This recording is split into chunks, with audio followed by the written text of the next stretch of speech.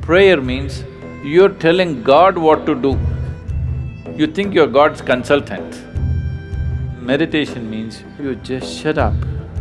If you just shut up, everything that needs to happen to you will happen to you.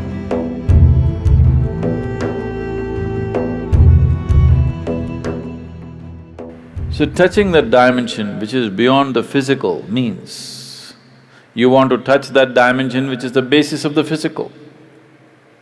When you say that which is the basis of the physical, what you're talking is that you're not interested in creation, but you're interested in the source of creation.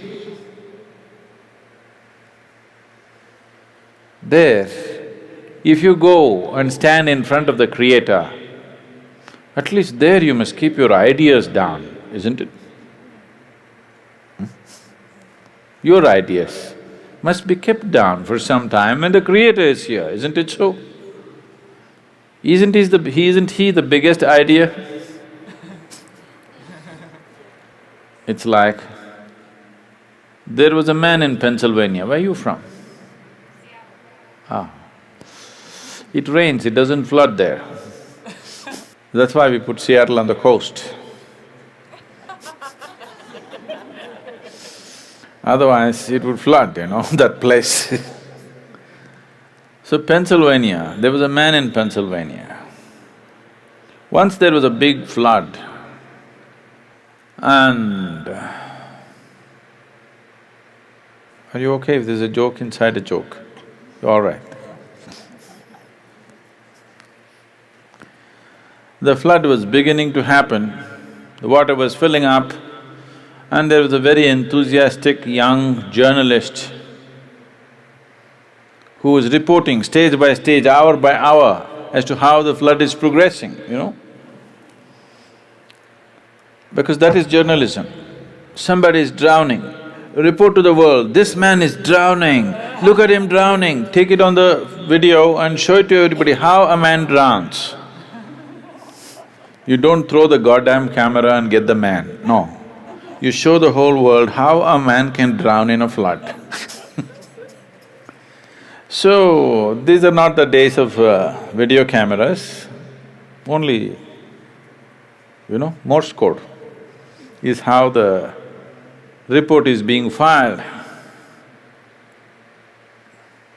So he filed a report very eloquently, he said, as God sits and watches, the water is filling up in this part of Pennsylvania and houses are going down and this and that, and described it in very eloquent terms.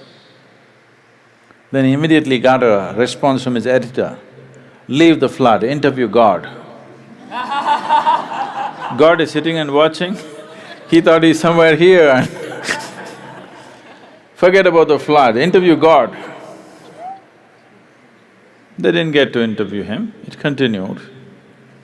Many homes drowned, many people died, but one man survived. This man who survived went to New York City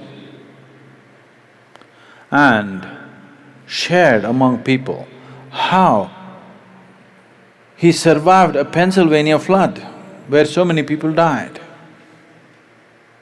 People gathered. Then he went to Boston and talked about how he survived a Pennsylvania flood, and more people gathered. Then he came to Seattle and he shared, more people gathered.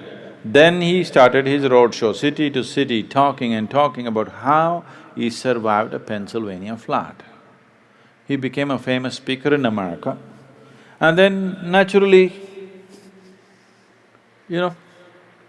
every American has to write a book within their lifespan.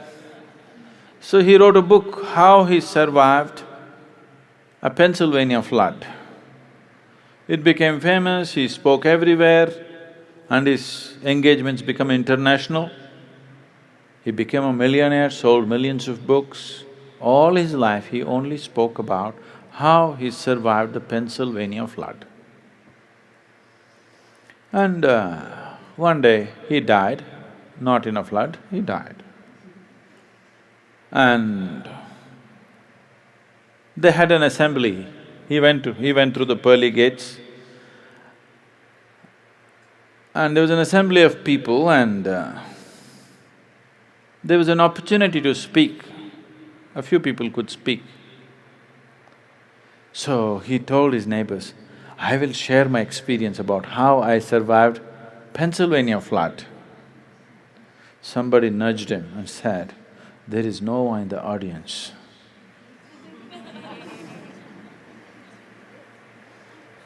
Okay? So,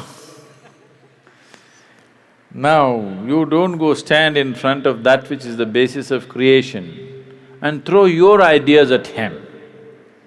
You are his idea. Yes? You are just a figment of his idea. If he withdraws his idea, you're gone. So you don't put your ideas. So this is the essence of meditativeness. Prayer means you're telling God what to do.